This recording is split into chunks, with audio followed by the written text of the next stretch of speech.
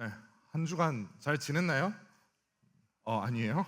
네, 이제 시험 끝나고 조금 이제 학기 마무리하는 시기일 건데 여러분들 남은 학기도 잘 마무리하고 돌아오는 화요일에 보통 방학을 하더라고요. 네, 방학 계획도 잘 세워서 알차게 방학을 잘 보냈으면 좋겠습니다. 그리고 다가오는 여름 수련회도 다시 한번 말하지만 까먹지 않고 참여하는 제 아임이 되기를 바랍니다. 설교를 시작하면서 사진 하나를 보면서 시작했으면 좋겠어요. 여러분들은 핸드폰을 폰 배터리를 어떻게 관리를 하나요? 1번부터 5번까지가 있는데 배터리 충전을 언제 해요? 뭐 자기 가운데 기준이 있을 거예요. 저는 몇 번에 속할까요? 3번? 1번? 1번 누구예요? 네, 맞아요. 저 1번이에요. 살짝 그 불안함이 되게 많아요. 불안함이 요즘은 조금 없어졌는데 요즘 아들들을 키우면서 휴대폰을 충전하면서 못 자게 되면서 좀 이제 불안함이 없어지긴 했는데 그 전까지는 저는 배터리가 조금만 떨어져도 불안함이 엄청 많았어요. 그래서 항상 충전을 하고 있어요. 저 지금 사무실에서도 이 아이패드도 그렇고 휴대폰도 그렇고 워치도 그렇고 충전기에 계속 꽂혀져 있어요. 제가 사무실에 있는 동안. 그래서 거의 항상 그 초록색 불이 와 있어야 제 마음이 편안해지는 그런 사람이 저예요.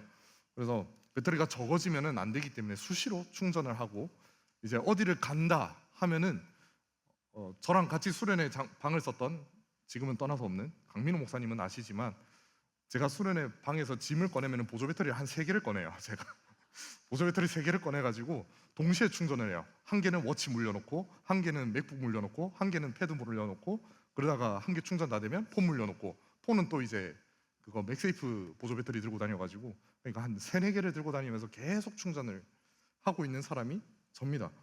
지금은 많이 좋아졌다고 하지만 그래도 이제 계속 충전을 합니다. 여러분들도 나름대로 폰 배터리에 불안함을 느끼는 퍼센테이지가 있을 거예요. 폰 배터리가 사라져가면은 마음 가운데 불안감이 점점 커져가요. 어떡하지? 얘 오늘 버틸려나? 이런 생각이 듭니다. 분명히 오늘 아침에 100% 채워서 왔는데 안 채웠을 수도 있지만 채워서 왔는데 점점 없어지고 어느 순간 주황불이 오고 빨간불이 오면은 내 마음의 불안함은 커집니다. 그리고 제 주변에는 이런 사람이 있어요. 아까 5번과 같은 사람이 있어요. 폰이 꺼지면 충전하는 사람. 저는 그 사람을 보면 항상 신기해요. 어떻게 1% 남은 걸 가지고 이렇게 편안하게 릴스를 보고 있지? 어떻게 1% 남았는데 편안하게 릴스를 보고 있어요. 그러다가 꺼지면 꺼졌다. 되게 편안한 모습을 보면서 저는 이해가 되지가 않는데 그런 사람들이 있어요. 저는 이제 그런 상황이면 마음을 졸이겠죠. 제발 꺼지지 말라라고 이렇게 간절히 바라면서 다녔을 것 같습니다. 그러니까 우리 신앙생활도 비슷한 것 같아요. 폰 배터리와 비슷해요. 우리는 어느 정도 뭐 수련회를 다녀오거나 주일에 예배를 드리거나 여러분들이 일상생활에 아침에 시작할 때 말씀을 읽겠죠. 혹시나 읽거나 이러면은 어느 정도 마음의 배터리가 신앙의 배터리가 충전이 돼요.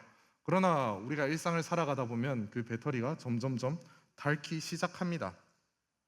학교에 생활하면서 친구들과 어울리면서 오늘은 다짐했던 욕하지 않아야지 했는데 욕하고 있고 남을 뒷담화하지 않아야지 했는데 뒷담화하고 있고 이런 모습들을 보면서 나의 상태에 대해서 왜 나는 이럴까라는 반복되는 그 배터리가 충전됐다가 소모되는 그러한 시간들을 여러분들 반복하고 있을 겁니다. 오늘 말씀은 그러한 우리에게 주는 말씀입니다. 바울이 그런 믿음, 그렇게 뜨거웠다가 식어버리고 다시 죄짓고 하는 그러한 믿음이 가짜라서가 아니라 오늘 본문에서는 그 디모데에게 내가 마지막으로 편지를 남긴다라고 이야기를 하면서 디모데에게 그게 당연한 거야. 그러니까 예수님을 따라가는 길은 원래 만만하지 않아. 원래 그렇게 충전됐다가 닳고 하는 거야 라고 이야기를 합니다. 그리고 한 가지 이야기를 더 합니다. 그런데도 그 길을 붙드시는 분이 너의 옆에 있다라는 이야기를 우리에게 해줍니다. 오늘 그 2가지의 말을 중심으로 우리가 말씀을 살펴보려고 합니다. 다시 1절을 한번 봤으면 좋겠습니다. 내 아들아, 그러므로 너는 그리스도 예수 안에 있는 은혜 가운데서 강하고라고 합니다. 바울은 1절에서 강해라라고 말합니다. 강해져라라고 이야기를 하고 있습니다. 우리는 보통 강해져라라고 이야기를 들으면은 이렇게 생각을 합니다. 아, 더 독하게 마음을 먹어야 되는구나. 강해져라라고 하면 뭔가 더 열심히 내가 힘을 다해서 해야 되는구나라는 생각이 들 수 있는데, 이 강해져라라는 바울의 편지는 헬라어로 써졌어요. 이 헬라어로 써졌던 강해져라라는 단어를 살펴보면은 강하게 된다라는 게 아니에요. 내가 주어가 아니에요. 내가 강하게 되는 게 아니라 강하게 되어진다라는 수동태예요. 수동태로 누가 주입을 해주는 거예요. 강하게 되어지는 거를, 그거를 주입해 주는 것, 누군가 나를 강하게 해주는 것, 그것을 받으라고 바울은 이야기를 하는 겁니다. 그러니까 바울은 힘이 어디서 오느냐에 대해서 다시 이야기를 하고 있는 겁니다. 디모데에게, 그리고 우리에게. 힘은 너 안에서 나오는 게 아니라 하나님으로부터 공급을 받아야 된다라는 거, 그리스도 예수 안에 있는 은혜에서 우리는 힘이 나온다라는 거를 이야기를 합니다. 쉽게 이야기하면 이거예요. 폰 배터리가 1% 남았어요. 여러분들이 폰한테 소리쳐요. 충전돼야 돼. 네가 알아서 충전돼야 돼. 정신 차려. 이렇게 소리치면은 폰이 알아서 충전이 돼요? 충전이 전혀 되지 않죠. 그렇게 꺼질 거예요. 휴대폰을 충전하기 위해서는 우리는 콘센트에 꽂거나 선을 꽂거나 보조 배터리에 연결을 해야 폰이 충전되기 시작합니다.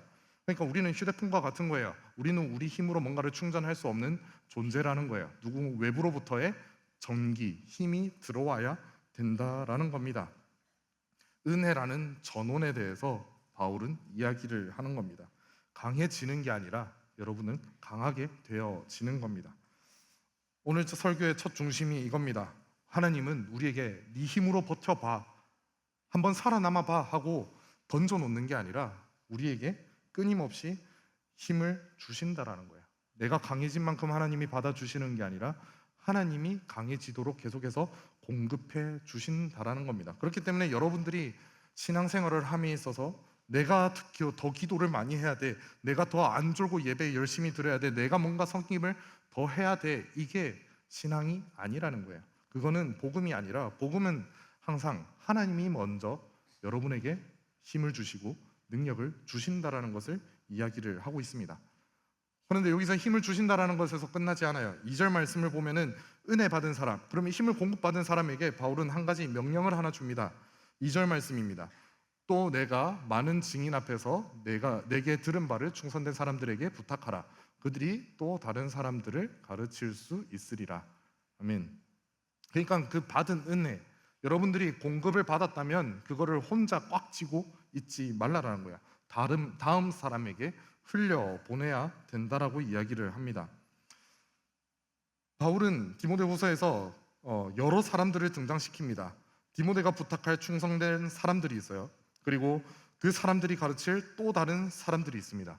이 2절 말씀 안에 어떻게 보면 문장 밖에 있는 사람까지 합치면 4명이 등장합니다.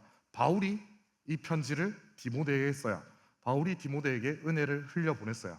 그러면 디모데는 그 편지를 받고 충성된 사람들에게 또 은혜를 흘려보내요. 그러면 그 충성된 사람들은 또 다른 사람들을 가르친다라는 겁니다. 그렇게 이 4단계예요.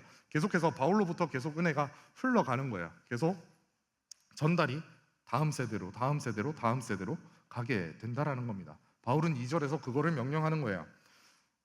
한 사람이 한 사람을 세우고 그 세워진 사람이 또 다른 사람을 세우고, 여러분들이 신앙을 가진다라면, 하나님이 믿어진다라면, 예수 그리스도가 나의 구원자라는 게 믿어진다라면 그 사실을 믿는 것에서 끝나는 것이 아니라 그 믿음의 사실을 또 흘려보내야 된다는 거예요. 여러분들의 주변의 친구들에게 아니면 가족에게 그것을 흘려보내는 것이 필요하다라는 겁니다. 여러분들이 이 자리에 나와 있는 것, 말씀을 듣고 찬양하는 것은 누군가의 흘려보냄입니다. 부모님일 수도 있고요, 아니면 믿음의 선배일 수도 있고요, 끈질기게 계속 나오자고 쫄랐던 친구일 수도 있어요. 여러분 옆에 있는 그 사람들로 인해서 여러분이 이 자리에 나와졌다라는 거예요. 그렇기 때문에 나와졌다면, 여러분들이 은혜를, 힘을 공급받았다면 그걸 또 흘려보내기 위해서 여러분들은 행동해야 된다라고 바울은 이야기를 합니다. 제가 아까 보조 배터리를 이야기했는데 여러분들은 한 명 한 명의 보조 배터리가 되는 거예요.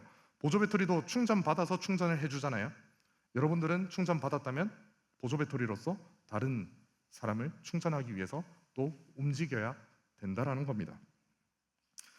여러분들이 받은 은혜를 여러분들 가운데서 썩히지 않기를, 멈추지 않기를 바랍니다. 3절에서 바울은 비정상과 정상에 대해서 이야기를 합니다. 이제 3절에 너는 그리스도 예수의 좋은 병사로 나와 함께 고난을 받으라라고 말합니다. 갑자기 고난이라는 단어가 나옵니다. 그리고 이 3절 이후로 세 개의 직업을 던집니다. 군인, 운동선수, 농부, 이 세 명을 던집니다. 이거를 던지는 이유는 이겁니다. 이 사람들의 공통점은 딱 한 가지가 있어요. 힘든 게 당연한 사람들이에요. 그러니까 나의 힘듦을 당연하게 여깁니다. 군인이 훈련이 힘들다고 불평하지 않겠죠. 운동선수가 연습이 힘들다고 불평하지 않을 겁니다. 그리고 농부가 땀 흘리기 싫다고 투덜거리지 않을 거예요. 이 사람들은 힘든 것, 그러니까 비정상이라는 거를 정상으로 여기고 있다라는 겁니다. 신앙생활에 이것을 적용시킵니다. 바울은 신앙생활 가운데 찾아오는 비정상, 뭔가 잘못된 것, 힘든 순간, 그것은 이상한 게 아니라 정상이라고 이야기를 하는 겁니다. 한 명씩 살펴봤으면 좋겠어요. 군인은 내려놓는 사람입니다. 4절에서 이렇게 말합니다. 병사로 복무하는 자가 자기 생활에 얽매이는 자가 하나도 없나니 이는 병사로 모집한 자를 기쁘게 하려 함이라. 여기서 얽매이다라는 말은 주렁주렁해서 걸치적거리는 거를 이야기를 하는 거예요. 얽매이는 거, 뭔가 여러분들이 많이 걸쳐서 많이 뭔가를 챙겨서 주렁주렁하게 다니는 그런 모습들을 얽매이다라고 이야기를 합니다.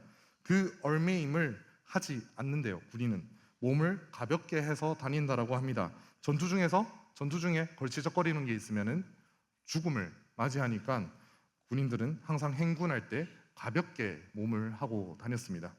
그래서 그 이야기를 하면서 그 얽매이는 것, 여러분들에게 짐들, 주렁주렁 달리는 짐들이 꼭 나쁜 것만은 아니라고 이야기를 합니다. 그 자체로는 괜찮은 것일 수 있어요. 여러분들한테 얽매이는 것, 여러분들의 짐들 아니면 취미들, 이런 것들이 얽매이는 것들이거든요. 그런 것들이 죄다, 나쁜 것이다라고 이야기하는 건 아닙니다. 대표적으로 이야기를 하면은 부모님들은 별로 좋아하지 않겠지만 게임이 죄인가요? 게임이 죄일까요? 게임 자체는 죄가 아니에요. 게임이라는 존재는 괜찮습니다. 게임 자체로는 괜찮아요. 연예인 덕질하는 거 죄인가요? 과하면은 뭔가 잘못될 수 있지만 적당히 좋아하고 그걸로 인해서 나의 마음에 위로를 받는다면 그건 죄는 아니에요. 그 사람을 좋아하는 것, 사람이 사람을 좋아하는 것은 죄가 아니에요. 그 자체로는 죄가 아닙니다. 그런데 바울이 말하는 건 이겁니다. 예수님께 집중하는 것, 우리가 본질이라는 것, 복음에 집중하는데 그걸 방해받아요. 주님의 말씀을 보는 것, 주님께 기도하는 시간을 게임이 방해를 해요. 아이돌이 방해를 해요. 그러면은 내려놓아야 된다라는 거예요. 그게 군인이 하는 행동입니다. 내가 나쁜 걸 끊어내는 게 아니라 좋은 것도 내가 더 중요하다고 생각하는 것 앞에서 내려놓을 수 있는 것, 그것이 군인에게서 우리가 배워야 되는 모습입니다.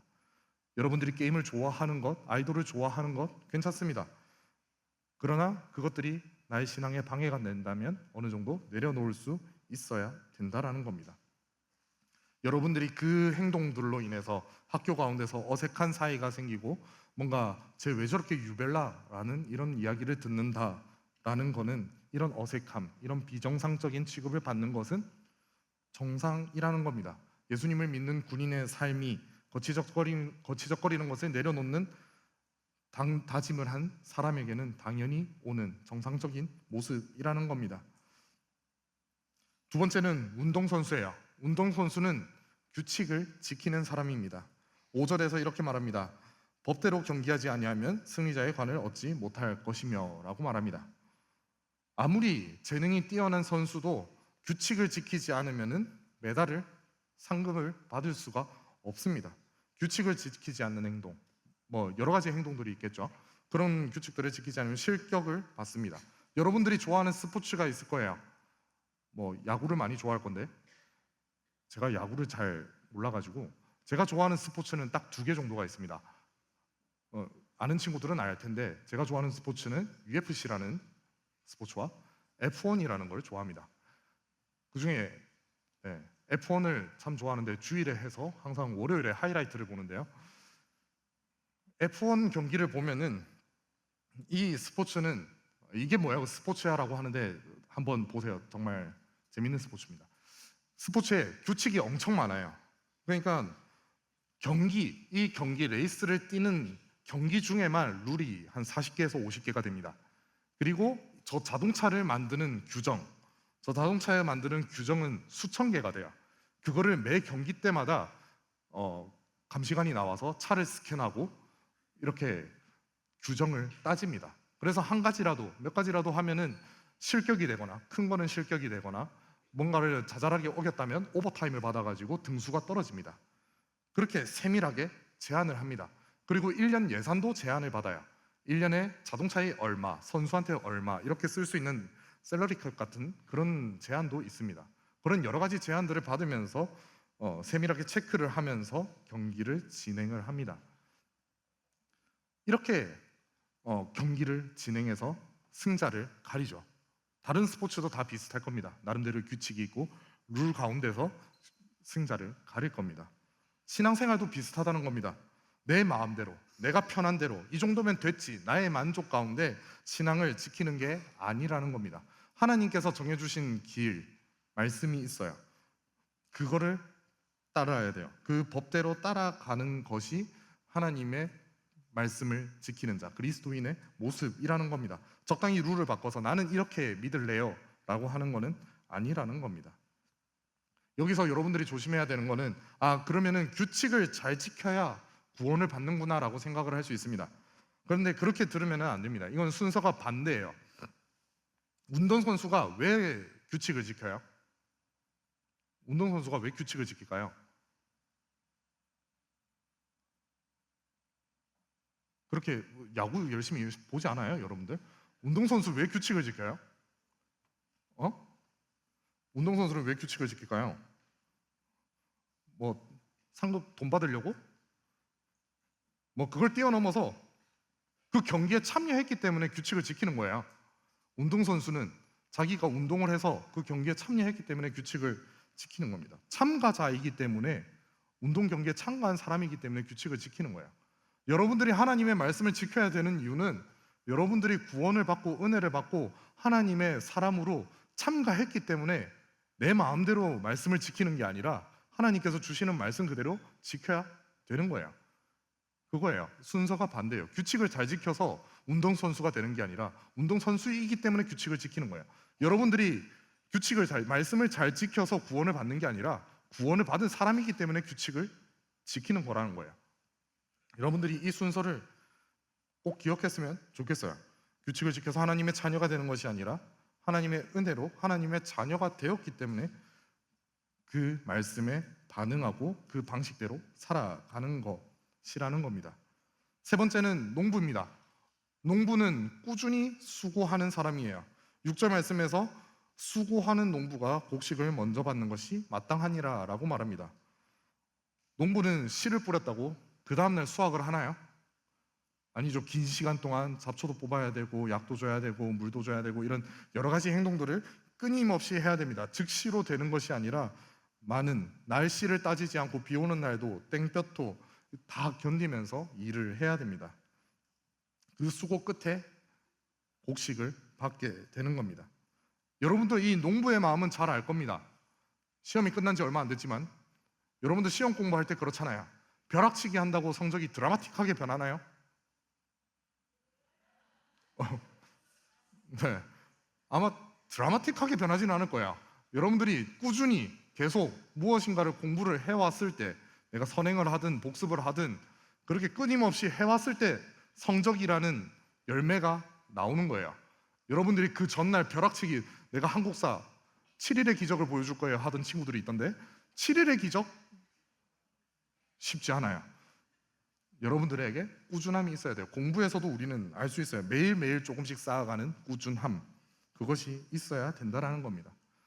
이 농부 6절에서 강조하는 것은 힘들다라는 게 아니에요. 수고하는 농부가 곡식을 먼저 받는다라는 거예요. 반드시 열매가 따라온다라는 걸 이야기하는 거예요. 여러분들이 공부를 꾸준히 했을 때 성적이라는 열매가 오는 것처럼, 여러분들이 꾸준히 하나님의 말씀을 따라서 살아갔을 때 그 말씀에 대한 하나님의 은혜가, 하나님의 사랑이 꼭 열매로 다가온다라는 것을 이야기를 하는 겁니다. 지금 당장은 아무 느낌 없을 수 있어요. 지금 당장 기도하고 예배하는데 아무런 변화가 없을 수 있어요. 근데 그것이 쌓여 나가다 보면은 그 열매가 여러분들에게 다가오게 될 거라는 겁니다. 그 꾸준함 끝에 하나님께서 때가 되면 거두게 하신다라는 것을 말합니다. 이 새 직업을 봤는데, 이 새 직업은 뭐 결론이 이렇게 생각할 수 있어요. 그러니까 너 빡세게 해, 현실 가운데 빡세게 살아라고 이야기를 생각을 할 수 있는데, 7절에서 바울은 이렇게 말합니다. 내가 말하는 것을 생각해보라. 주께서 범사에 내게 총명을 주시리라 라고 말합니다. 바울은 더 노력해라는 게 아니라 생각해보라라고 이야기를 합니다. 이 헌신, 군인처럼 내려놓는 것, 운동선수처럼 규칙을 지키는 것, 농부처럼 꾸준히 주님을 위해서 살아가는 것, 이런 헌신을 생각해보라는 거예요. 그 이유를. 이게 진짜 중요한 겁니다. 제가 반신방을 들어가면, 반신방 들어갔던 반들은 알겠지만 제가 항상 물어봅니다. 너는 오늘 죽으면 천국에 갈 수 있니 없니? 애매하다라는 친구에게 yes or no로 대답하라고 합니다. 그렇게 물어보는 이유가 그거예요. 생각하라는 거예요. 그냥 생각하지 않고 이 자리에 와서 1시간 참고 집에 가고 1시간 참고 집에 가고, 이런 시간들은 여러분들이 버리는 시간이라는 거예요. 허비하는 시간이라는 거예요. 그거는 지쳐요. 여러분들이 19살이 되고 성인이 되고 했을 때 그 지침 끝에서 교회를 떠날 수도 있다라는 겁니다. 그렇기 때문에 여러분들은 생각해 보아야 됩니다. 바울도 그래서 이야기를 합니다. 모든 고생의 이유는 모르겠지만 일단 버텨가 아니라 생각해 보라라고. 이러한 군인과 농부와 운동선수의 이야기를 보면서 너는 왜 이 자리에 앉아 있고, 너는 왜 규칙을 지키고 내려놓고 꾸준함을 가지고 이렇게 나아오고 있는지 생각해 보라라고 바울은 이야기를 하고 있습니다. 그렇게 8절은 그 생각해 보는 이유에 대해서 이야기를 합니다. 내가 전한 복음대로 다윗의 씨로 죽은 자 가운데서 다시 살아나신 예수 그리스도를 기억하라라고 말합니다. 우리가 생각해야 되는 결과물이자 우리가 기억해야 되는 것으로 바울은 8절을 말합니다. 다윗의 씨로 오시고 죽었다가 다시 살아나신 예수님이라는 존재를 8절에서 말합니다. 이 한 구절 안에 어떻게 보면 복음이 다 함축되어 있어요. 다윗의 씨로 오셨다라는 거, 하나님께서 보내신다라는 그 분이 예수 그리스도가 오셔서 죽었고 다시 살아나셨다라는 거, 예수님이 진짜 사람으로 오셨고 다윗의 후손으로 오셨고 우리와 똑같이 육신을 입고 오셨다라는 거, 멀리 떨어져 있는 저기 멀리서 명령 내리는 신이 아니라 우리 가운데 오셨던 신이었고, 그리고 그 사람이 우리 대신해서 죽으셨고 다시 살아나셨다라는 것. 그러니까 예수님이 사람이 아니라 하나님의 아들이라는 것, 죄를 다 갚으셨다라는 것을 이 8절 한 구절에 다 설명을 하고 있습니다. 우리가 생각해야 되는 것, 우리가 기억해야 되는 것은 이 8절의 말씀입니다. 8절의 말씀에서 이야기하고 있는 예수 그리스도라는 존재에 대해서 우리가 생각해 보아야 됩니다. 우리가 이 자리에 나와서 시간을 매번 1시간씩, 소중한 시간, 여러분들 인생에 1시간이라는 게 짧을 수 있지만 다시는 돌아오지 않는 1시간이에요. 그 시간을 매주 반복하면서 1년에 52시간, 그렇게 6년의 시간을 합치면은 300시간이 넘는 그 시간을 여러분들이 여기에 쏟고 있는 거예요. 그 쏟고 있는 시간의 이유에 대해서 여러분들이 생각하고 예수 그리스도에 대해서 기억하라라는 겁니다. 바울은 의미 없는 행위는 하지 말고 의미를 찾고 기억하고 행동하라라고 이야기를 하고 있습니다. 그리고 9절입니다. 복음으로 말미암아 내가 죄인과 같이 매이는 데까지 고난을 받았으나 하나님의 말씀은 매이지 아니하니라. 죄인과 같이 매이는 데까지라고 말합니다. 바울은 지금 감옥에 있어요. 그러니까 정치범 같이 막 대접받으면서 있는 게 아니라 이런 일반 범죄자들과 같이 쇠사슬에 묶여 있다라는 겁니다. 바울은 복음을 전했고 사람들을 살리는 여러 기적들을 행하는 그런 행동들을 했지만 일반 범죄자들과 똑같은 취급을 받고 있습니다. 그러면 억울한데 바울은 그 뒤이어서 나는 매였지만 하나님의 말씀은 매여 있지 않다라고 이야기를 합니다. 바울은 생각했습니다. 예수 그리스도에 대해서 생각했고 기억했고 그렇게 행동을 했습니다. 그 행동의 결과가 자기가 매이는 것이지만 그 매이는 것을 넘어서 하나님의 말씀은 매이지 않았다라는 것을 이야기를 합니다. 그 하나님의 말씀, 바울이 썼던 하나님의 말씀 디모데후서는 그 쇠창살을 뛰어넘어서 지금 디모데에게 그리고 지금의 우리에게까지 전달이 되었다라는 겁니다. 그 사실을 우리가 기억했으면 좋겠어요. 우리가 힘들 수 있어요. 비정상을 살아갈 수 있습니다. 그러나 우리가 비정상을 살아가는 이유를 생각하고 기억했을 때 그 비정상을 뛰어넘어서 일하시는 하나님을 우리는 바라볼 수 있다라는 겁니다. 여러분들도 뭔가에 묶여 있을 거예요. 성적에 묶여 있을 수 있고요. 그렇죠? 성적 이야기 할 때마다 되게 조용해지는 것 같아요. 성적 이야기 이제 그만할게요. 미안해요. 성적에 묶여 있을 마지막으로 할게요. 자, 성적에 묶여 있을 수 있고요. 네, 또 관계에 묶여 있을 수 있어요. 이 사람과의 이 친구와의 관계 때문에 내 마음이 묶여서 이 친구를 향한 분노, 미움 아니면은 애증 이러한 것들로 인해서 묶여 있을 수 있어요. 내 마음이 이런 여러 가지 관계들로 여러 가지 일들로 인해서 여러분들 마음에 묶임이 있을 수 있습니다. 누가 나를 어떻게 보는지에 따라서 하루에 기분이 좌지우지 될 수도 있고 내가 왜 이것밖에 안 될까라는 자책에 내가 좌지우지 될 수 있습니다. 우리는 무언가에 묶여 있습니다. 바울처럼 쇠사슬이 아니지만 우리는 묶여서 살아가야 그런 우리에게 바울은 이야기를 하는 겁니다. 몸은 묶일 수 있어. 너의 마음은 묶일 수 있어. 내 상황은 최악일 수 있지만 하나님의 복음, 하나님의 능력은 절대 묶이지 않아. 너의 묶인 몸을 바라보는 것이 아니라 그 위에 뛰어넘어서 일하시는 하나님의 자유로움을 보라는 이야기입니다. 하나님은 여러분들의 힘든 순간 가운데서도 일하시고 계시다라는 겁니다. 바울은 그 이야기를 전하고 있는 겁니다. 이어서 10절 말씀입니다. 그러므로 내가 택함 받은 자들을 위하여 모든 것을 참음은 그들도 그리스도 예수 안에 있는 구원을 영원한 영광과 함께 받게 하려 함이라. 바울은 이 모든 고난을 택함 받은 자들을 위해서 참는다라고 합니다. 바울이 그냥 운이 나빠서 당하는 게 아니라 이 고난을 통해서 내가 생각했던, 내가 기억했던 하나님이 전달되고 그걸로 인해서 다른 사람들이 생명을 얻는다라는 것을 생각할 때 바울은 이것들을 충분히 감내할 수 있다라는 겁니다.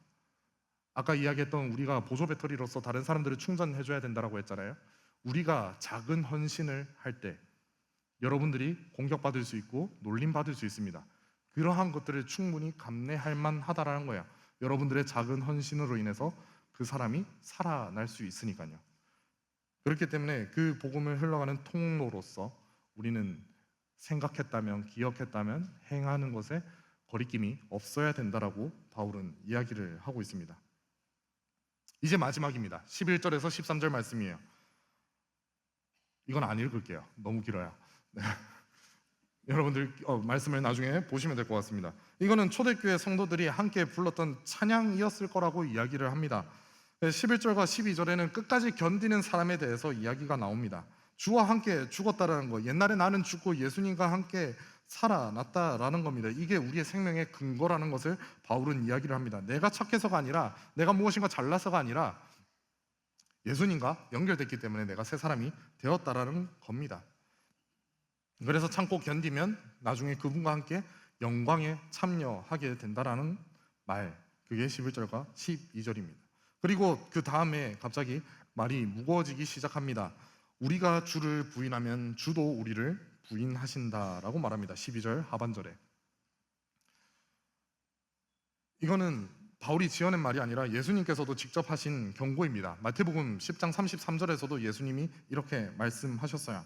나를 부인하면 하늘 아버지 앞에서도 나도 너를 부인할 것이다 라고 이야기를 하셨습니다. 그런데 이 경고를 건너뛰면 안 됩니다. 이 경고가 있어야 그 다음에 나오는 위로가 우리에게 위로가 되기 때문입니다. 13절의 마지막, 이 설교의 마지막이자 어떻게 보면 가장 중요한 부분 중에 하나입니다. 우리는 미쁨이 없을지라도 주는 항상 미쁘시니 자기를 부인하실 수 없으리라. 미쁘다라는 말 잘 안 들어봤을 거예요. 이 미쁘다라는 말은 이렇게 생각하면 돼요. 신실하다, 끝까지 약속을 지킨다, 변함이 없다라는 의미를 가지고 있는 말입니다.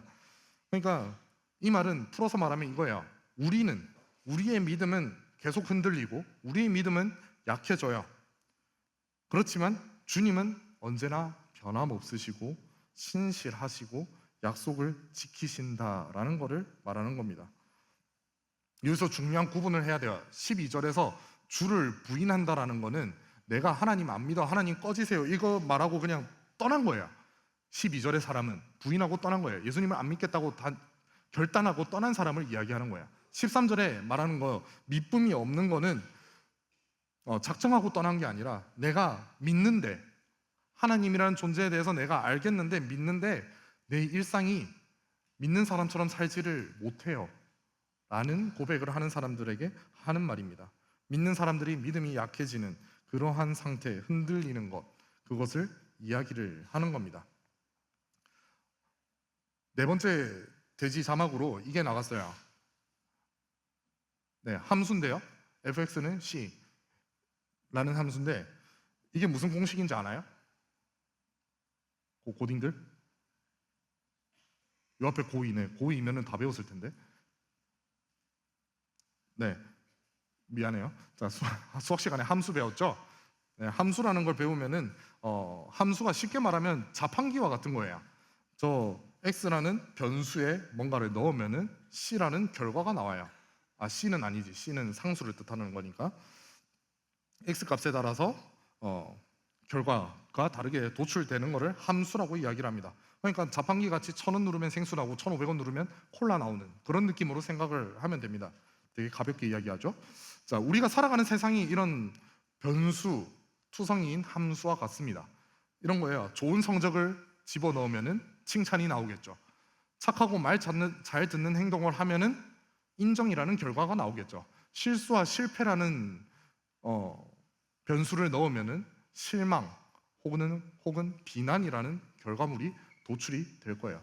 그래서 우리는 끊임없이 불안해합니다. 내가 잘해야 되는데, 내가 좋은 결과를 내야 되는데 내가 잘못된 변수 x를 넣으면 어떡하지? 라는 상태로 우리는 늘 살아갑니다. 근데 이게 우리의 신앙생활에도 연결될 때가 많아요. 우리의 마음과 감정이 계속해서 요동쳐요. 우리는 어쩔 수 없는 변수투성이에요. 우리의 마음은 시시각각 변하고 우리의 행동도 시시각각 변하고 여러분들의 말도 시시각각 변해요. 거짓말했다가 진실을 말했다가 이러잖아요. 그런 변수투성이인 우리는 하나님 앞에서 이 함수와 똑같이 생각을 합니다. 내가 변수를 잘못 넣었을 때 하나님이 실망하거나 비난하실까 봐, 내가 좋은 행동, 기도 잘하고 말씀 읽는 행동을 했을 때 하나님께서 칭찬하시고 인정하실 거라는 그 결과물이 나올 거라고 우리는 생각을 합니다. 우리가 변수가 망했을 때 너의 꼬라지를 보면은 하나님이 실망하셨을걸? 하나님이 그런 너를 좋아하시겠냐라는 질문들이 우리 마음 가운데 피어난다라는 겁니다.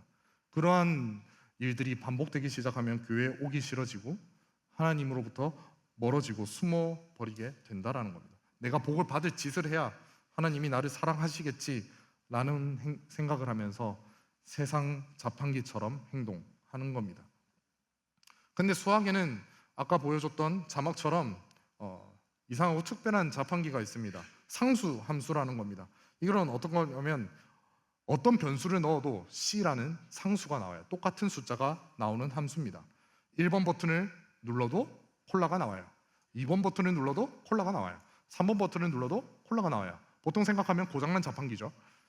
근데 변수를 넣어도 결과값이 절대 변하지 않는 고정적인 숫자, 그거를 수학에서 상수고 그걸로 함수를 만든 건 상수 함수입니다.